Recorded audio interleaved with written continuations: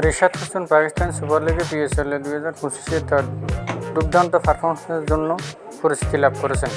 রাহুল ক্রান্তিসের হয়ে খেলতে গিয়ে তিনি লেগ স্পিনার হিসেবে উল্লেখযোগ্য অবদান রেখেছেন।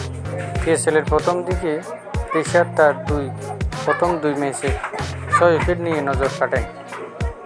একটি সময়ে তিনি টুর্নামেন্টের সর্বোচ্চ উইকেট শিকারী ছিলেন। তবে কিছু ম্যাচে রান খরচ বেশি হওয়ায় তাকে কয়েকটি ম্যাচ বিশ্রাম দেওয়া হয়। পরবর্তীতে তিনি দলে ফিরে এসে গুরুত্বপূর্ণ ম্যাচে 3 উইকেট নিয়ে লাহোর কালান্দার্সকে ফাইনালে পৌঁছাতে সাহায্য করেন। পিএসএলের ড্রাফটে রিশাদ সিলভার ক্যাটাগরি থেকে লাহোর কালান্দার্সের হয়ে সুযোগ পান। সেখানে তার পারিশ্রমিক নির্ধারিত হয় $25,000, বাংলাদেশে প্রায় 30 লাখ টাকা। তার এই পারফরম্যান্সে বাংলাদেশি ক্রিকেট প্রেমীদের মধ্যে গর্বের বিষয় হয়ে উঠেছে।